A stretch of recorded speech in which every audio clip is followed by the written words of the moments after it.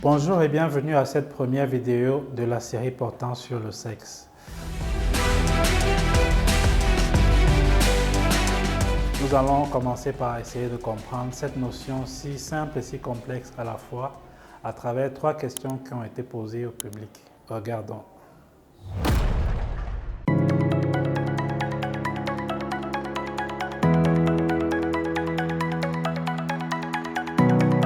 Je sais que je suis une femme parce que dès petite déjà, maman me l'avait dit en me montrant la différence entre elle et papa.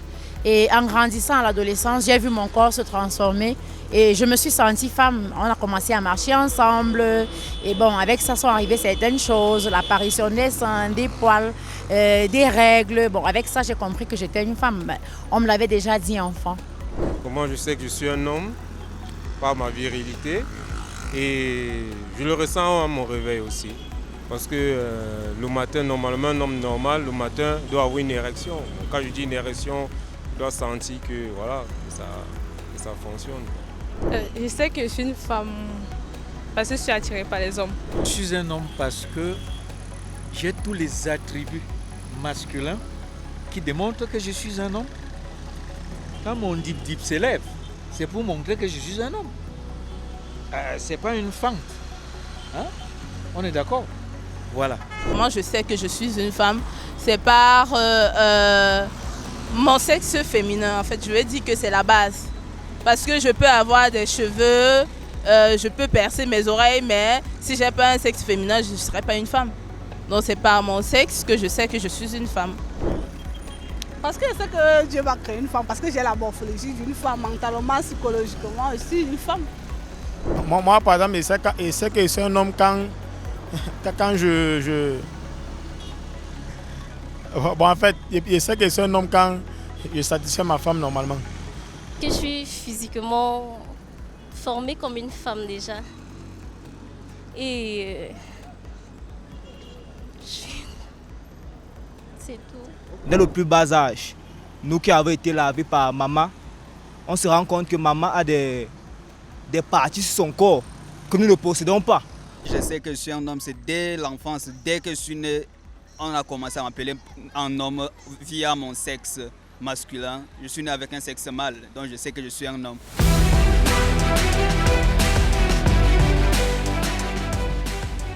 Comme vous l'avez constaté, les personnes que nous avons rencontrées ont répondu en évoquant ce qui paraissait pour eux le plus évident, le plus visible, les parties génitales. Ce qu'on appelle encore, dans un terme un peu plus scientifique, les caractères sexuels primaires. Certains d'entre eux ont évoqué les caractères sexuels secondaires tels que la pilosité, les glandes mammaires pour les femmes. Mais tout cela n'est que la partie visible de l'iceberg. On sait tous que notre sexe est déterminé à la base par nos gènes. Ce qu'il faut savoir déjà, c'est que chaque cellule d'un être humain contient 23 paires de chromosomes. Et dans chaque paire, on a un chromosome qui provient du père et un deuxième qui provient de la mère. La 23e paire de chromosomes est constituée des chromosomes qu'on appelle encore sexuels. Ce sont ces chromosomes-là qui vont définir ce que nous allons devenir plus tard. Alors, jusque la 7e semaine de la grossesse, on est tous prédisposés à devenir l'un ou l'autre parce que le fœtus aura un appareil reproductif primaire qui est constitué de gonades qui peuvent évoluer plus tard pour devenir des testicules ou des ovaires et d'un canal qu'on appelle canal mullérien qui peut plus tard se développer pour constituer les organes génitaux internes de la femme ou le canal de Wolff qui peut lui donner place à un appareil reproductif masculin. C'est à partir de la 8e semaine, sous l'impulsion du chromosome Y, que va se déclencher un processus qu'on appelle la différenciation sexuelle. Ce chromosome-là va inciter la gonade à se transformer en testicule, lequel testicule va produire de la testostérone qui va favoriser le développement du canal de Wolff en appareil génital et reproductif masculin. Chez les femmes, puisqu'il n'y a pas de chromosome Y, il n'y aura pas cet élément déclencheur-là et le fœtus va se développer par défaut en ayant des organes et un appareil reproductif féminin. À ce niveau-là, pour résumer, nous avons comme élément déterminant les chromosomes ou encore notre appareil génétique et les hormones, la testostérone chez l'homme ou les oestrogènes chez la femme. À la 12e semaine de la grossesse, le fœtus aura un appareil reproductif complètement formé, ce qui fait que le médecin pourra dire aux parents, après une échographie, s'ils attendent un garçon ou une fille.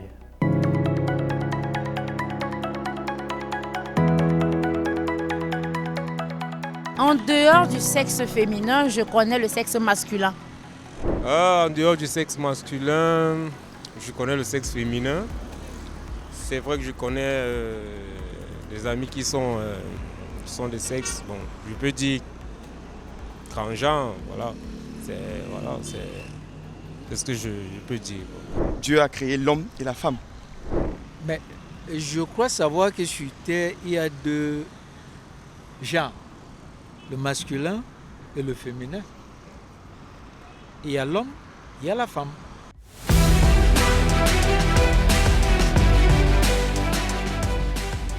Cela paraît évident, n'est-ce pas? On est tous un garçon ou une fille.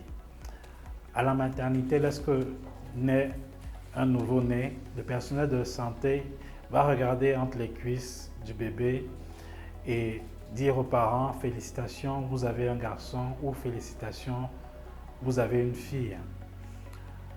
Il aura observé les parties génitales du bébé et sur cette base aura identifié le sexe de l'enfant. Chez le garçon, il aura observé un pénis ou une verge et des bourses, le sac qui contient les testicules. Et chez la petite fille, il aura observé sa vulve, constituée de plis, de petites lèvres et de grandes lèvres qui se rejoignent sous le clitoris.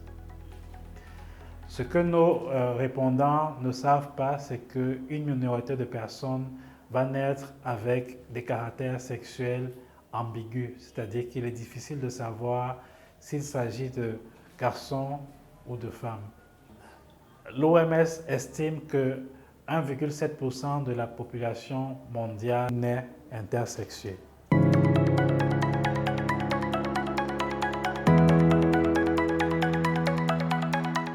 Une personne intersexuée, c'est une personne qui naît avec une malformation, c'est-à-dire avec deux sexes. Là, ça peut être deux sexes féminins ou deux sexes masculins. Une personne intersexuée, cette question est un peu difficile. Intersexuée. J'ai pas une idée là-dessus. Une personne intersexuelle peut être interprétée comme quelqu'un un homme qui se sent femme, il veut dire un homme biologiquement parlant qui se sent femme, je ne sais pas trop comment expliquer, ou alors une femme biologiquement parlant avec des seins et tout, mais qui se sentirait homme. Je n'ai même pas entendu parler. Je ne peux pas me prononcer sur quelque chose dont je n'ai jamais entendu parler et dont je n'ai jamais vu. Quand il voit inter, ça veut dire que ça regroupe plusieurs. Donc ça veut dire que c'est une personne qui pratique, donc qui a peut-être plusieurs activités sexuelles apparemment. Une personne intersexuelle, c'est une personne qui a les caractères. Donc on peut dire une femme qui a les caractéristiques d'un homme. Oui. Peut-être une femme qui a la barbe, un homme qui a la voix d'une femme, les trucs comme ça. Peut-être c'est le fameux androgyne dont on nous parle depuis la nuit des temps. Garçon et femme au même moment. Je suis curieux de voir ça.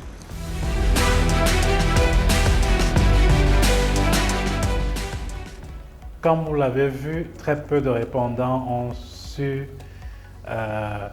répondre à la dernière question. Très peu de gens, effectivement, dans nos sociétés savent ce que veut dire le terme intersexe. Certains ont évoqué le mot hermaphrodite, qui fait allusion à des organismes qui ont à la fois des caractères et des organes sexuels mâles et femelles. Mais ce terme est aujourd'hui délaissé au profit du terme intersexe. Les personnes intersexes sont des personnes qui ont des ambiguïtés sexuelles, que ce soit sur le plan chromosomique, gonadique ou hormonal, ou au niveau des organes génitaux externes et internes. Il est difficile de savoir avec certitude s'il s'agit d'hommes ou de femmes. Et cela nécessite généralement un examen médical approfondi. Nous aurons un entretien avec un pédiatre endocrinologue dans les semaines suivantes. Et cela nous permettra de comprendre un peu mieux cette complexité.